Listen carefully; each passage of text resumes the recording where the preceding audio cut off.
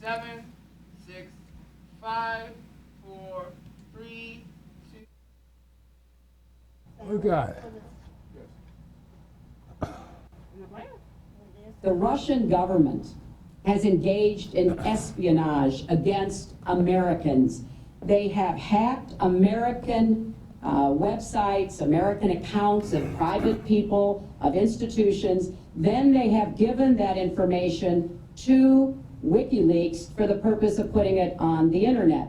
This has come from the highest levels of the Russian government, clearly from Putin himself, in an effort, as 17 of our intelligence agencies have confirmed, to influence our election. So I actually think the most important question of this evening, Chris, is finally, will Donald Trump admit and condemn that the Russians are doing this and make it clear that he will not have the help of Putin in this election, that he rejects Russian espionage against Americans, which he actually encouraged in the past. Those are the questions we need answered. We've never had anything like this happen in any of our elections before. She wants open borders. Now we can talk about Putin. I don't know Putin. He said nice things about me. If we got along well, that would be good. If Russia and the United States got along well and went after ISIS, that would be good. He has no respect for her. He has no respect for our president. And I'll tell you what, we're in very serious trouble because we have a country with tremendous numbers of nuclear warheads, 1,800, by the way, where they expanded and we didn't. 1,800 nuclear warheads, and she's playing chicken. Look, Putin, from everything I see, has no respect for this person. Well, that's because he'd rather have a puppet as president of the United States. No puppet. And it's pretty clear. You're the puppet. It's pretty clear you won't admit that the Russians have engaged in cyber attacks against the United States of America.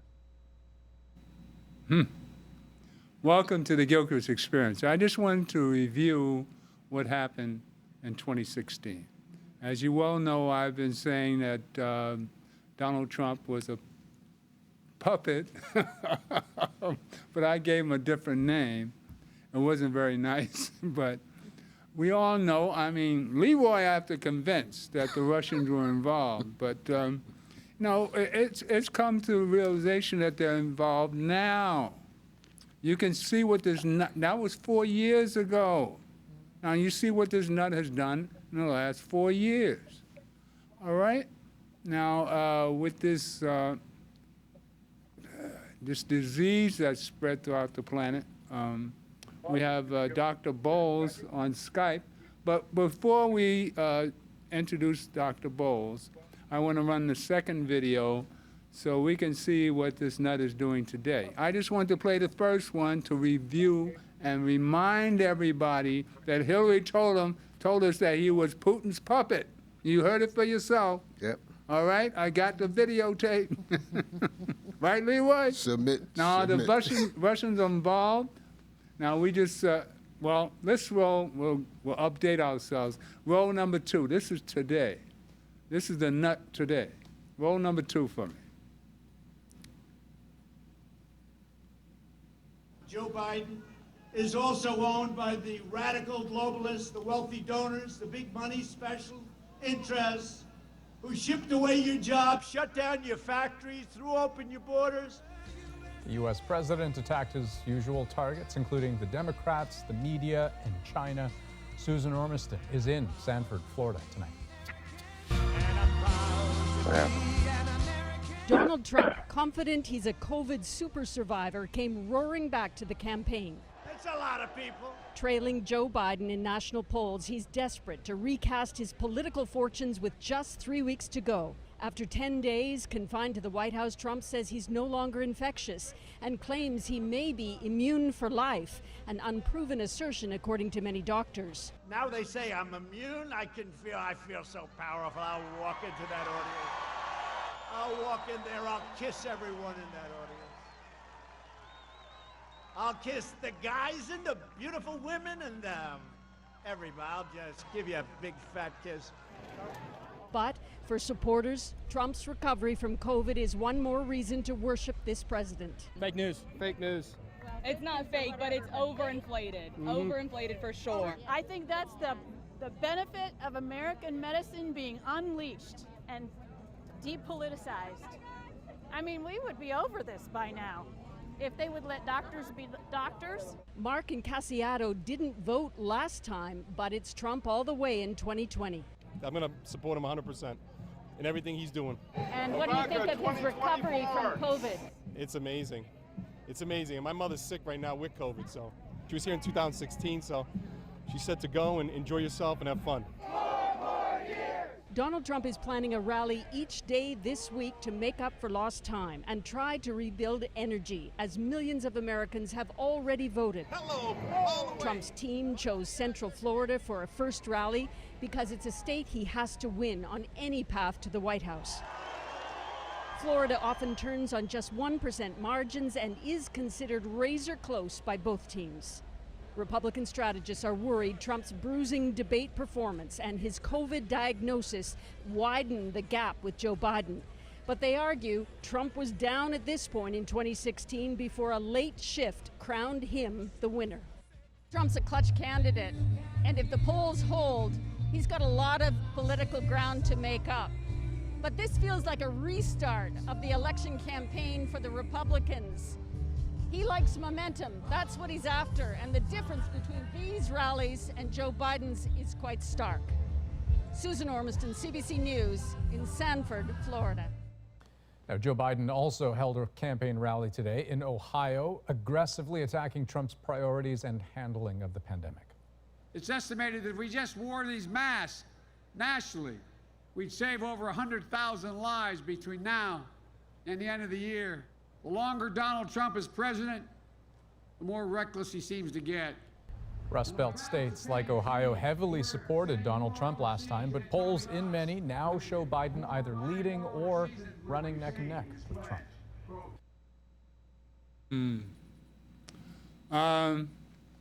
As you can see, we've got a buffoon in the White House. So I wanted Leroy to introduce you, Dr. Bowles. So hold on for a minute and we'll listen here from Leroy. Okay, we're ready? Yeah. Okay, and thank you for the opportunity to be a part of the Gilchrist Experience. And Dr. Bowles has been a longtime guest on the shows that I've done, Respect for Life and also the Wisdom Table, both done on independent radio stations and internet stations here in New York. And 10 days ago, whatever that count is, October the 2nd, it was reported that the president was taken to Walter Reed to be treated for COVID-19. And the articles and the information that tends to come out around that kind of situation is quite often above the heads of average people, unless you're in the medical field. Mm-hmm. So we went to Dr. Bowles to give us an understanding of what she was able to determine from what they said was his condition and the medications that they had given him. And that led to a discussion where she broke down COVID-19, what that actually is, how it works on the body, what was happening with Trump in terms of what they said were the symptoms, and most importantly, the medications that he was given. And it was quite interesting what she had to say. Dr. Bowles has a number of degrees, a varied experience. She is the author of Salutary Action, which can be obtained or viewed on Amazon. She speaks on a number of topics that we have presented to her. And so today you have the opportunity, Graham, Sister Mary Sweeney, and yourself to ask her the questions as she gives an assessment of the president, what happened on October 2nd when he was taken to Walter Reed, and giving us an idea of why he would have, quote, a quick turnaround versus what we know of our own situations where neighbors and friends and relatives may have expired or have been in the hospital for a length of time. So, Dr. Bowles, thank you for joining us. Thank you for having me. Okay, Great to see you. You can start. So I'm sure you heard the videos. Did you hear how he said he was going to go out front and kiss everybody in the audience? Now, what would that do? Well, I think it's important that everyone understands that what treatment the president got is not available to you and me. Right. And I don't think that's been emphasized. Those who think they can behave as Trump says he's going to or has behaved really are risking their lives as well as their loved ones.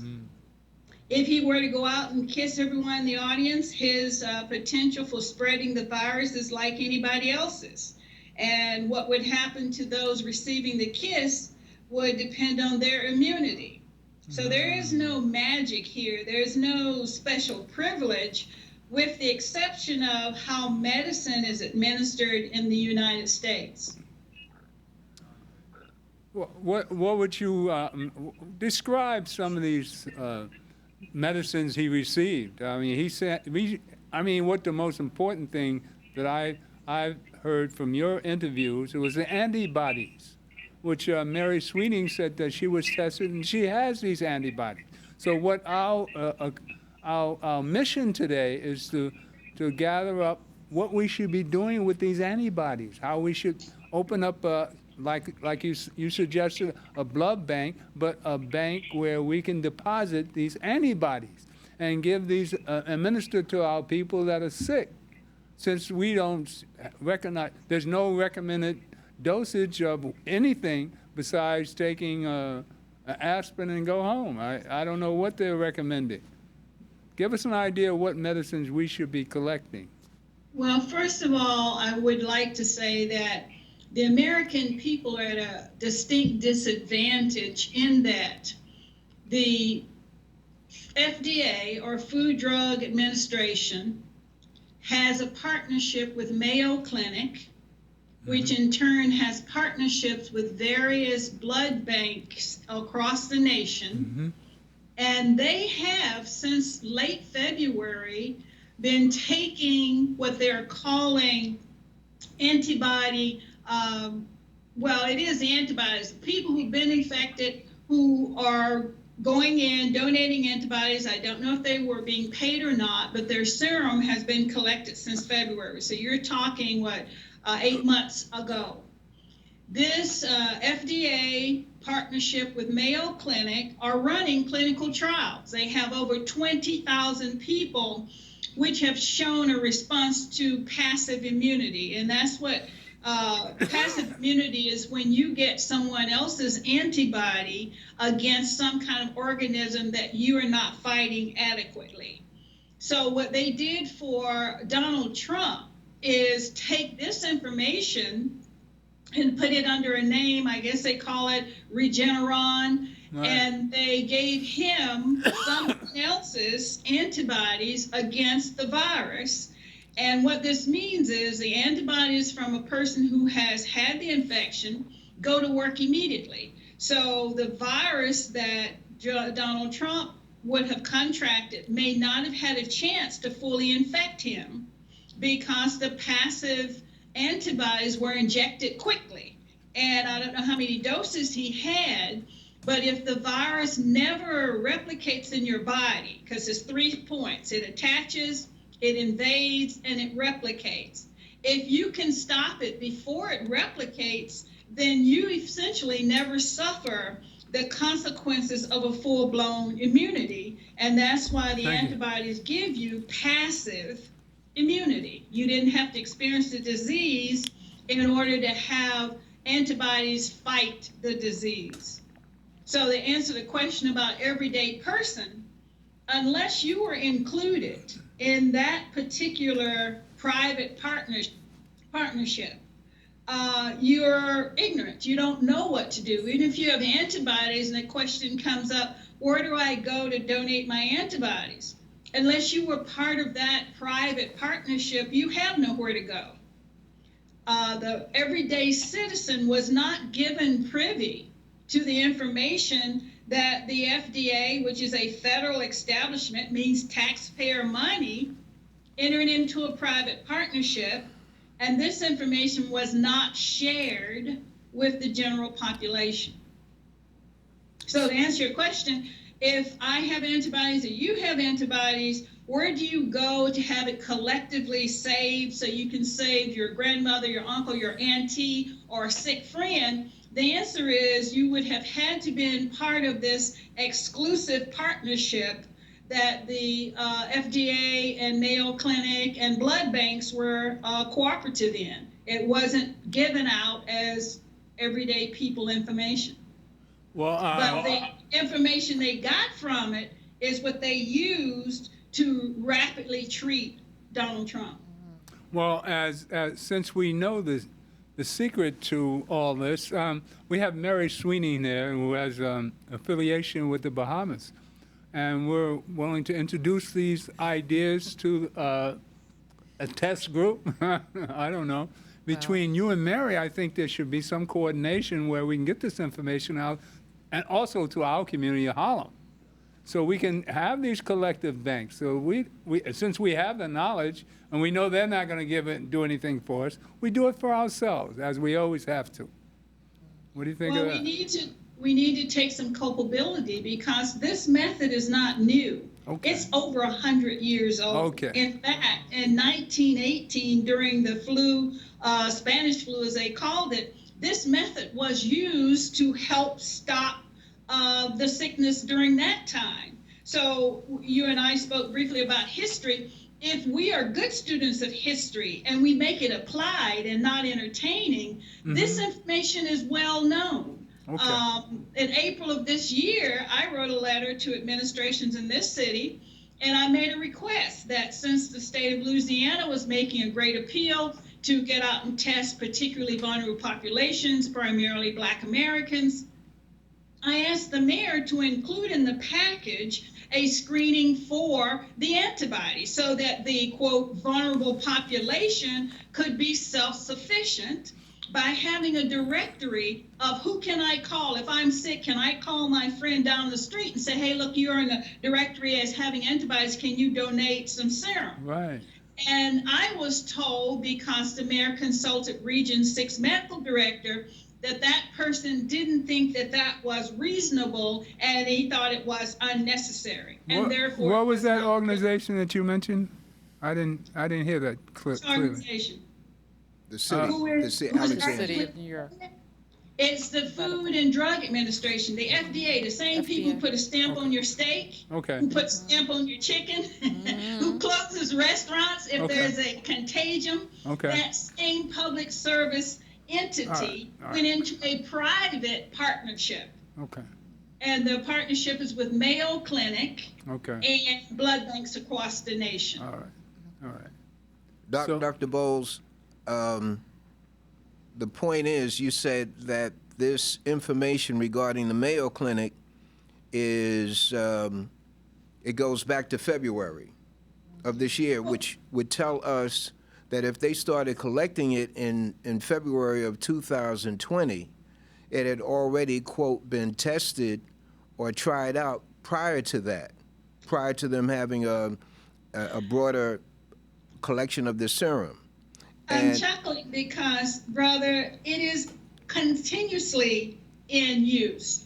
When I was on the continent of Africa almost 30 years ago, we were getting something called immunoglobulin, and that was an injection of antibodies. And this was offered to those of us Americans who were coming onto the African continent as teachers, and they knew we were more susceptible. We had to take tetanus, of course, and yellow fever and other immunizations, but as a precaution, we also were getting injections of immunoglobulins, and that is an IgG or an antibody. It is a painful shot. It must be taken in a muscle, and I can remember they would give me a shot on either side of my butt cheek, and I couldn't sit down for a week. So the precaution of using passive antibodies is not new. And it is usually, it's for all kinds of reasons. In my case, it was preventative when I was in Africa. In pediatrics, we use it in various conditions for children who have weak immune systems or conditions like granulomatous, where they can't mount an immune response. This isn't a new treatment. It is something tried and true and known. The only limitation to utilizing this for the COVID-19 is having either people who have had the disease and are immune and you get their antibodies. Most commonly, the science community introduced these viruses in animals. Like the IgG may come from a goat. You can give a mammal a virus and they launch antibodies, and guess what? Species don't matter. Their antibodies can be used in humans. So antibodies don't care who made it, where it came from. It simply recognizes whatever that entity is, if it's a virus or a bacteria or a parasite. So this is not new technology, brother. It may be new to you, but this is old, tried and true. It's not that all of a sudden Mayo Clinic had a eureka. This is not new. And my question when I'm looking around is, where's my HBCUs? You know, my medical centers at Howard and my medical center at other Black universities. I am not the only one who knows what I'm telling you. And those who in active service could have just as easily said, let our university hospital set up a directory. Okay. Mary? Yes, Dr. Bowles, thank you for being present. I actually heard your tape, the first tape that you had with Brother Leroy, and I was really, really, really taken away because of the simplicity of how you expressed exactly what a common cold was and how you introduced the various viruses that are around. Now, I pride myself on being a little knowledgeable, but I do know very little about medicine. But after listening to your presentation, it just brought up all kinds of questions. And as I shared that I did not ever think I had the virus because I had none of the major symptoms to force me to go to have any type of testing done for treatment. However, I was advised that I should go and take the antibody test. So reluctantly, I did that. And I got the results, and it says you have the antibodies. What did that mean? I had no idea. I did not know if that was something that was good or bad. There was no follow-up to tell me what, in essence, does it mean? Does it mean that I'm immune? Does it mean that I can donate or any of that? Had no idea. Which brought me to think about so many people, specifically in the Harlem community. And I say specifically in the Harlem community because of the fact that we are ones that receive very little professional medical care on a wide basis. Now, some of that is because it's not available. Some of that is because of fear. Some of that is because of monetary values to it. We don't have the money or we don't have the insurance. But listening to you today, you have further encouraged me to go out and try to get as many people that I can reach to understand that when they're going to get any type of treatment or testing, that one of the things that they need to find out is, do they have the antibodies? And the people that are testing, what are they doing with it? And what is the data on that? Because I have no idea. When I look around at other family members of mine that are in the Bahamas and in Jamaica, and these are my relatives, blood relatives, and I see the devastation of the virus and what it has done to them in those countries, knowing that they're not privy to what we consider to be good medicine, good care here in the United States, specifically in New York, even though it may be marginalized, they have less facilities available. And I have not heard any of them talk about the antibodies. So immediately I called family members and I said to them, I'm sharing some information that I want you to listen to, and I want you to digest it, and talk to everyone in our family that is either a nurse or anesthesiologist or whatever, and find out, because we don't know. We have very little knowledge. And I'm talking about lay people, it's just everyday people. And the people that are professionals, I don't see it anywhere. Had it not been for your video, I would not have known. And there's an old saying that used to be in the union, if you sleep, let them sleep. So I would not have known. So I am humbly appreciative for you. And I just want to find a way that you can be able to have your talk, which is basic. It's just the ABCs of letting people understand a little bit more about the virus.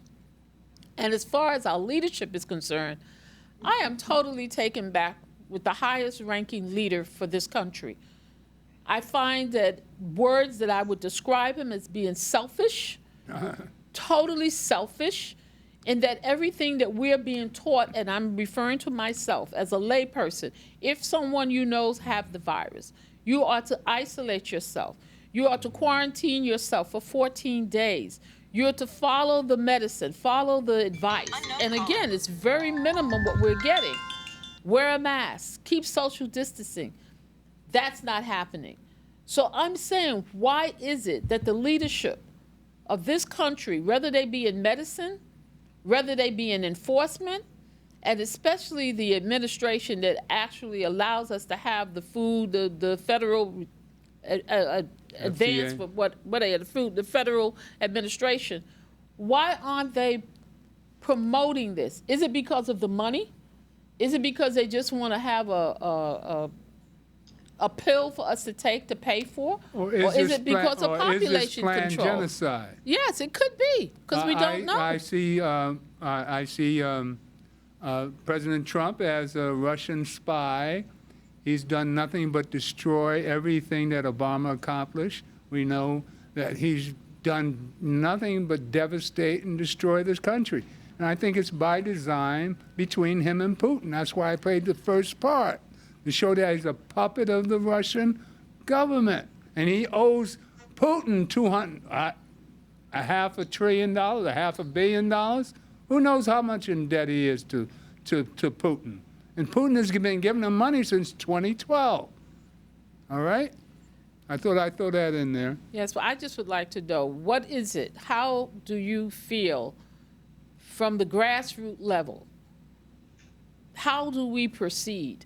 Because no one is talking about that. Right now, I was in a web informational session about 3 weeks ago where they were talking about the trial. And there were several prominent doctors that were involved in that. And they were talking about the trial. They were talking about getting people to participate, to volunteer. And some of them will receive this medication or whatever. And they talked about the giving you the advantage of having to opt out of the program anytime that you want it. And you did not have to notify your current physician. You did not have to get permission from your current physician. And now I'm hearing today that some of that trial, Johnson & Johnson, they had to put a pause. So I said, pause means stop. They said, no, a pause. A pause is different from stopping. So why isn't that information? I heard nothing about the antibodies during that entire 1.5 hour display. Nothing about it. So I don't understand why we as lay people are not getting information that will help us to make good, solid decisions about our health care. They don't tell us anything about not using, Advil and all these other things if you have a fever.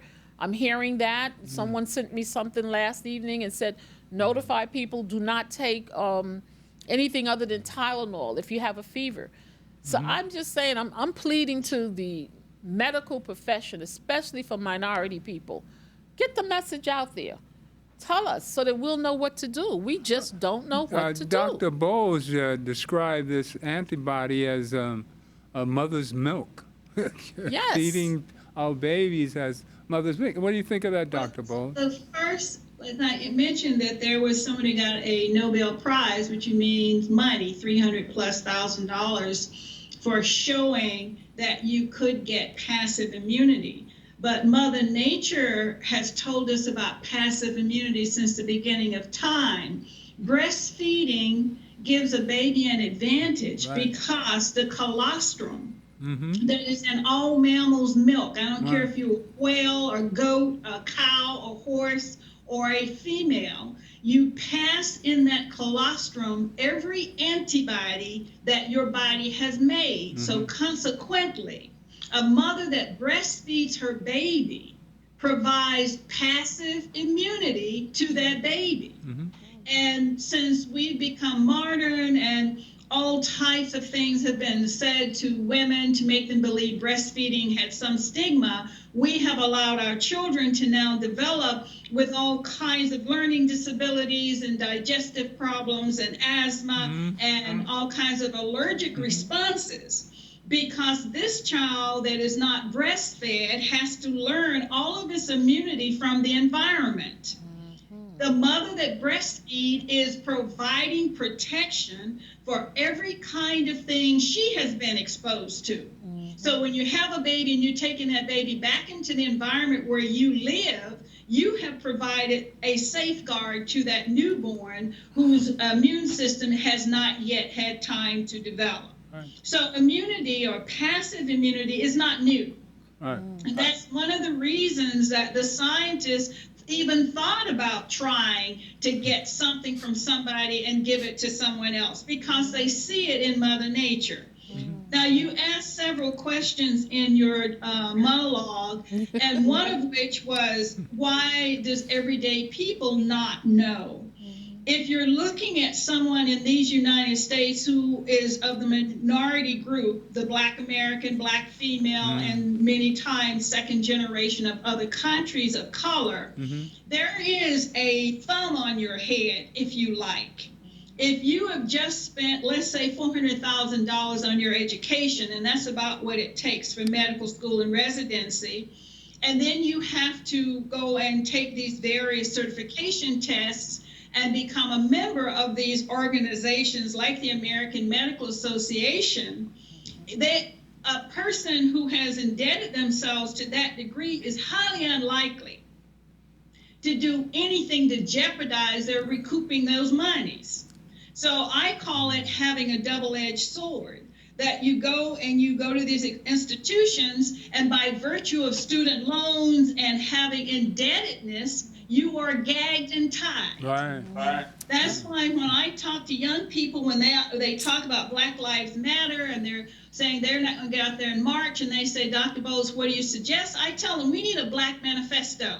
We need to tell those who are in control of economic and administration that no slave descendant in the United States should have a student loan. They should be wiped clean. Our education should be free. Black people died in this country because they wanted to learn and was punished for trying to.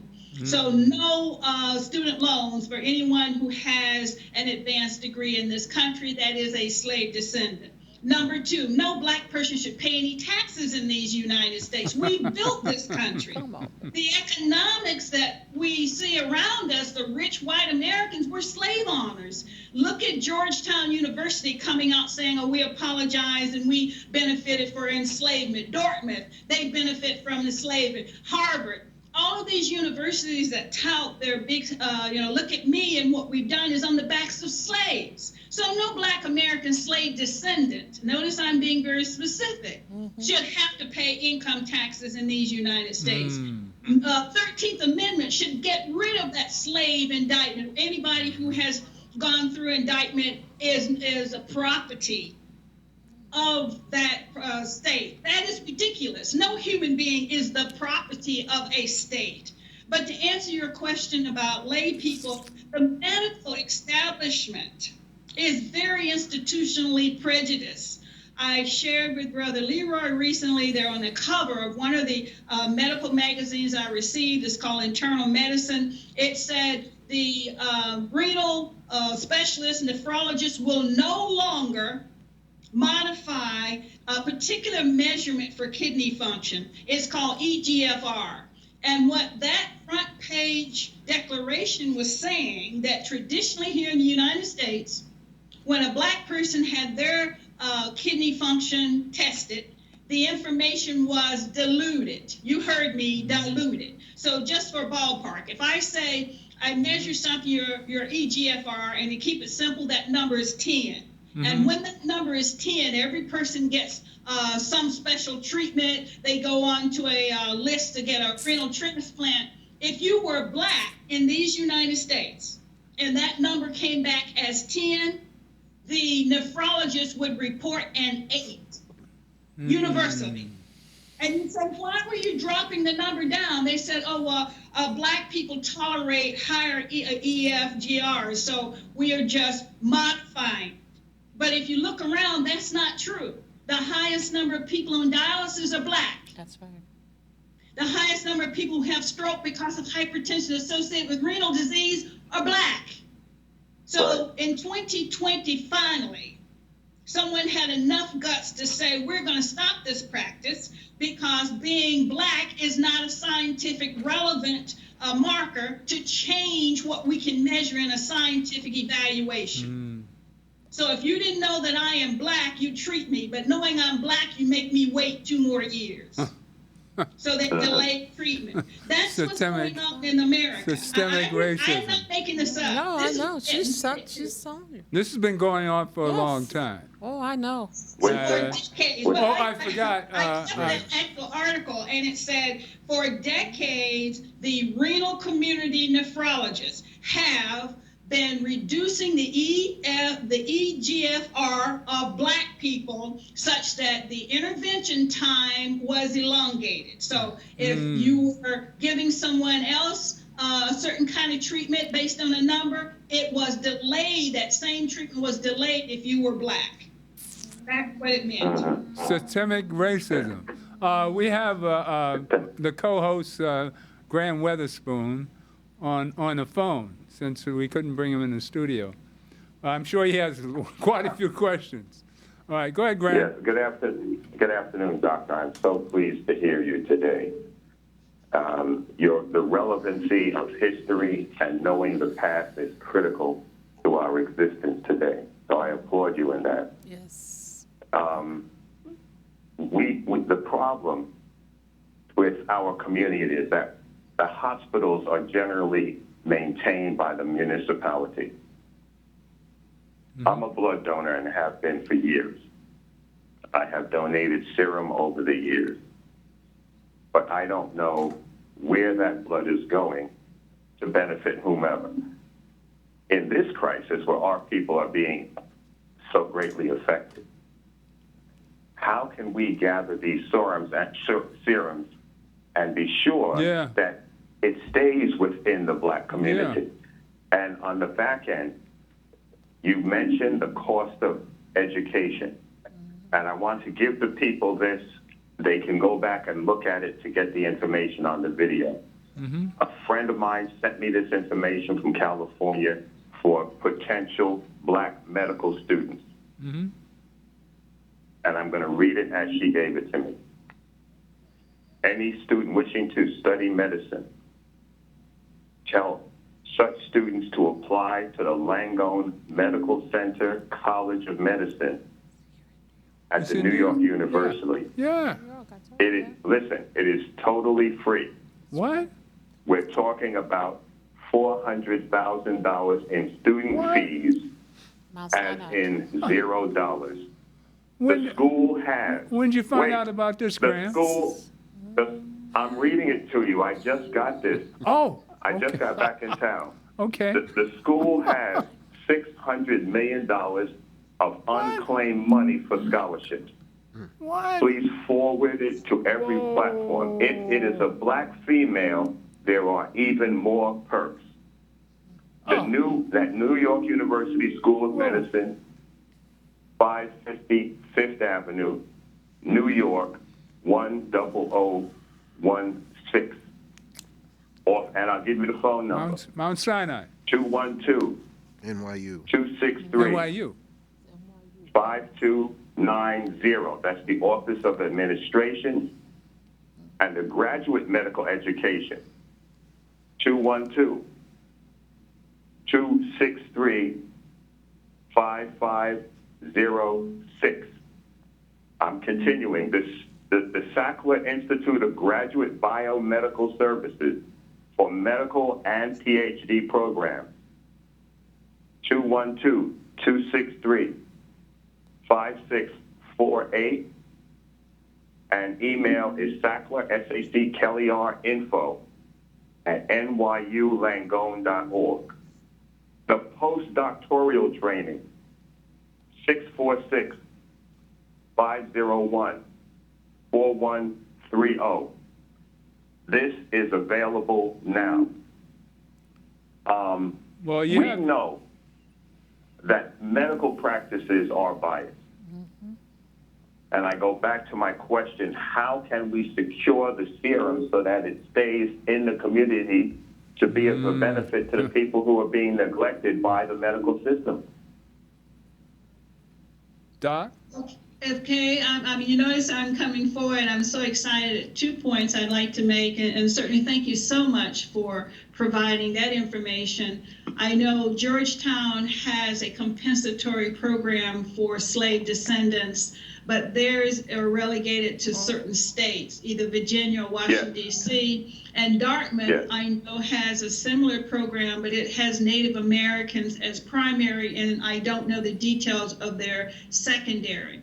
My comment to all those who are interested, be wary. I went to the University of Pittsburgh, and if I speak from an academic point of view, it's a very strong teaching institution. I'm very pleased with their teaching, but they were also extremely, I'm going to be kind and say narrow focused. In my class of 133 students, when I entered in 1985, 13 were Black or of slave descendant. And they intentionally went 10% because they did not have any trouble letting any of us know that they did not expect them to matriculate and complete. I think of the 13 that entered with me, only 3 of us finished. I did not come in through their remedial program, but there were many who did, and they didn't survive. So my comment is to say, if they are genuine in inviting people of color to matriculate in their system, I would sincerely hope they have an oversee or an advisory board of those of us who have been through the gauntlet. It is very easy to invite marginal students and then declare they could not keep up with the rigors of their academics. And that's another one of the guides they use in institutionalized racism. I wrote the student paper at the University of Pittsburgh. The articles were called Wearing the Short White Jacket.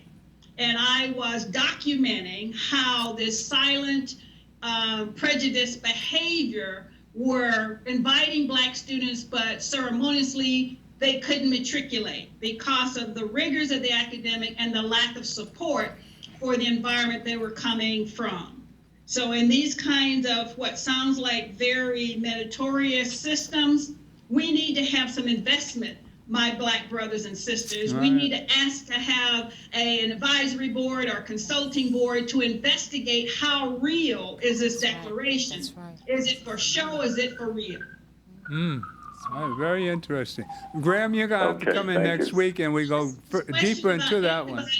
Before he goes, I'm sorry to hear that you didn't know you can specify how they use your blood, brother. You don't have to just go give it for free. You can do it for your family. Whenever you're donating, you can make the statement, I am donating on behalf of, and they are by law obligated to identify who you identified your blood donation. I don't know if you've been observant, but anytime a policeman is shot or some other leader, you can see people lining up saying, we're donating on behalf of Officer X, or I'm donating on behalf of. You have the right, if you didn't know, a pint of blood when transfused in a hospital costs between $750 and $1,200 per pint. So if you have someone who's going to get surgery, you want to donate for yourself, you can go weeks ahead of your procedure and donate on your own behalf. If you have someone in an accident who who needs to have a transfusion. You can ask everybody in your office, let's go donate on behalf of my nephew, on behalf of my son. That is allowed by law. Whoa. Education. Yes. Whoa, thank you. That's already in Thank you. place. Well, you got to We come don't on. have to- That's what I'm saying. We go give away for free and say, hallelujah, Jesus. It's nothing wrong with being a good Samaritan, but understand how you can be a better human being and family member. We're going to give you 15 minutes every week now, Doc. I'm I have serious. donated on behalf of specific people. Yes. So if you wanted to organize in your community a donation on behalf of, you can do that. If you said this community has a high incidence of someone who is needing blood or someone with leukemia, or if you wanted, I mean, I often work with nonprofits and they will say, well, what can we do that's very community focused? And I'll give them some health focused entity. Now, getting back to the antibody, you would need to have a hospital or a blood bank. Now, in Alexandria and in Louisiana in general, I was the hematology blood bank medical director for years. It's called Grifols, Grifols. So I don't know if there's a Grifols in New York, but their entire industry is paying usually college kids or some healthy young person anywhere from $250 to $400 per pint of serum. And this student or young person comes in and spends 4 to 6 hours, and the serum, are you ready for this, is sold from anywhere from $18,000 to $20,000 per 150 cc's. Now, this serum is used for people who have Christmas disease. It can be used for sickle cell anemia. It can be used for a number of autoimmune deficiencies. It's usually very rich people who their children live despite Mother Nature not giving them all their enzymes or whatever. So the collection of serum is not new, and it's not unique. Most college kids know about it because they opened one here in Alexandria about 2 years ago, and I know a young man says he's buying his car. He goes once a week, he donates, they pay him $300, and that's his car payment. So what we're talking about is not pie in the sky. It's already being done. It's just we as a people collectively don't utilize what's in place. Amen. You know what? I'm going to make a pause for a political commercial. All right? I'd like you to play item 3. I see a way for us to accomplish all this by getting a new president. I want to bring on my favorite person, Michelle Obama, and she's going to speak to you about what's happening today, all right? So we'll pause for a political commercial. We'll be right back to you. Believe it or not, the election is right around the corner. Votes are already being cast. And if you're still deciding who to vote for or whether to vote at all, I wanted to take a moment to remind you what's at stake and to urge you to make a plan to vote today. Because let's be honest, right now our country is in chaos because of a president who isn't up to the job. And if we want to regain any kind of stability, we've got to ensure that every eligible voter is informed and engaged in this election, because the stakes are on display every day, not just in the headlines, but in our families. If you're a parent like me, you're feeling the consequences of this president's failure to take this pandemic seriously, from his constant downplaying of the importance of masks and social distancing, to his relentless pressure on schools to open without offering a clear plan or meaningful support to keep students and teachers safe. Look, our daughters are in college now, and luckily they're taking classes from home this semester. But in just a few weeks since schools have resumed, many of their friends who returned to campus have either tested positive or are living with someone who has. Yes, it's anecdotal, of course, and everybody wants their kids back in school as soon as it's safe. But as a mom, it is frightening thinking about all these young people who were just our babies yesterday, quarantined alone in dorms or apartments with little or no support as the disease continues to spread, unable to come home if their symptoms get worse. Just imagine the toll that worry is taking on families across this country. Yes, thankfully there's some relief in knowing that most cases in young people are mild, and I pray every day that no one faces longer-term consequences to this disease. But the truth is, we just don't know yet. And we simply cannot trust this president to tell us the truth about anything. Meanwhile, parents with younger kids are dealing with another set of stresses, from grade schoolers who want to learn but struggle to connect with their teacher through a screen, to schools that open and close with little advance notice, leaving everyone in an endless cycle of uncertainty. Too many parents are still juggling 2 jobs and multiple kids without any support, not to mention the millions of families anxious about making rent or getting internet access or affording childcare. It's painful to think that months into this crisis, this is still where we are, with no clear plan, no peace of mind. And the worst part is, it didn't have to be like this. Look around the world. So many other countries aren't experiencing this level of extended suffering and uncertainty. These countries were hit by the same virus as we were. They had the same kind of resources to contain it as we did. But what they didn't have to contend with was this president, a man who had every resource at his disposal, the finest medical experts, our best intelligence, and yet ignored all the advice and failed to produce a plan to provide enough tests for worried families or protective equipment for our healthcare workers. A man who knew how deadly this virus is, but who lied to us and told us it would just disappear. Who, in the greatest crisis of our lifetimes, doubled down on division and resentment, railed against measures that could have mitigated the damage, and continues to hold massive events without requiring masks or social distancing, knowingly exposing his own supporters to a dangerous virus. Did she wrap it up for us? It's not the end of the show, but No. I just wanted to get her in there, and that's my angel. That's a mommy, and the first lady, and she's the wing beneath Barack's existence. She's one of the human gods here. I call females the human gods, so that's my preference. My mommy was a human god. I mean, that's how I feel about women, all right? So, that's the decent part of us, I think. But I'm biased. But what do you think, Leroy?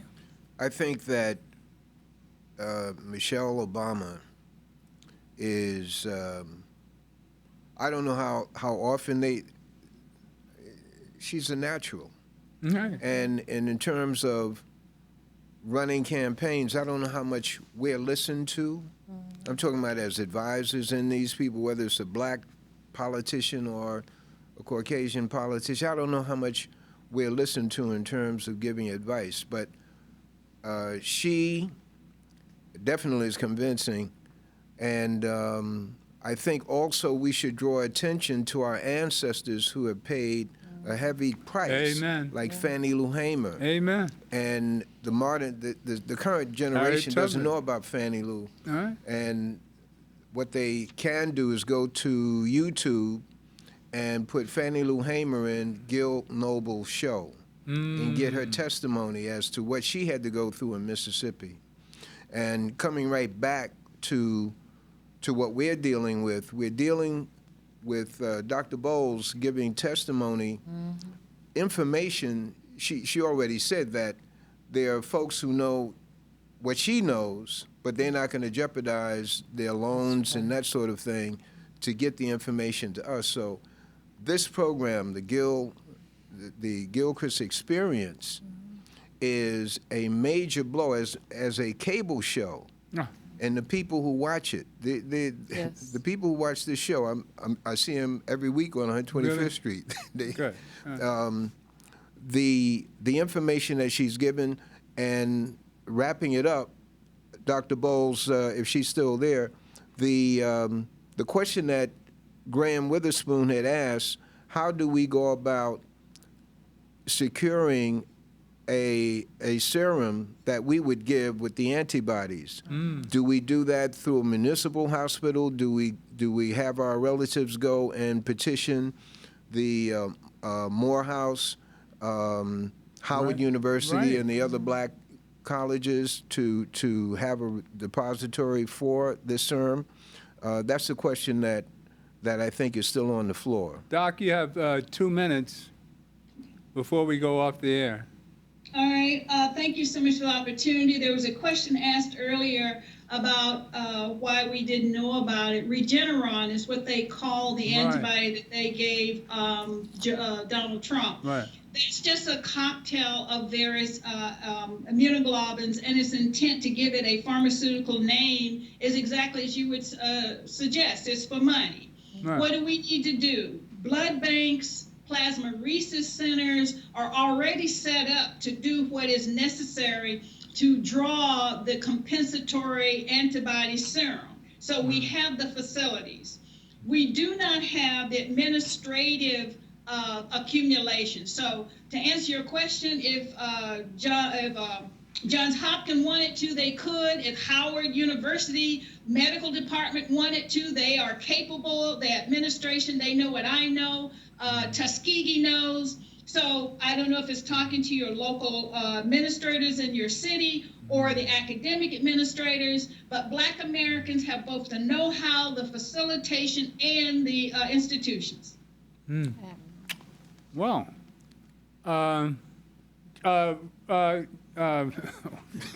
Graham, I know Yes, you got a half a minute. I'm sorry, but Well, I tell you, we have to continue with this.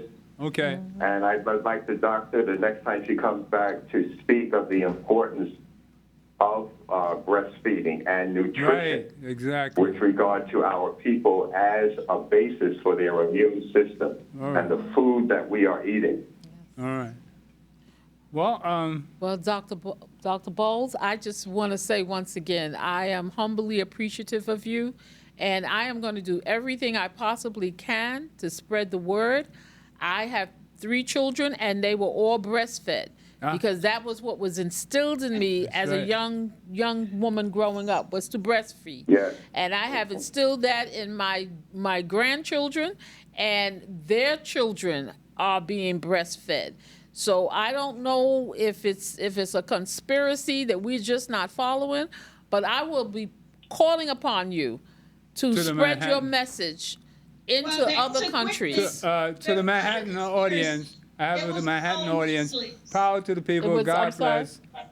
Power to the people. Nestle's, the chocolate company, the company makes chocolate milk, they had a major campaign that demonized breastfeeding, and they went around the world with that campaign. Nestle's, the same people that make your cocoa. Yes. Okay. Yeah.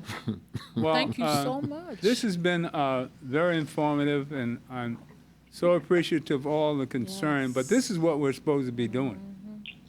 This is what television is for. That's right. We've got to bring the spiritual energy that is our being. We are the spiritual people. I say this all the time, the spiritual people of the planet. So the God in me loves the God in you, and we're just going to express this energy. And we got to realize that God is real. And this has been nothing but a test. Test of your durability, and we will survive, as always. Power to the people, and the God in me loves the God in you. And stay tuned for more of the Gilchrist Experience. Thank you. Power to the people. Yes. All right. Dynamite!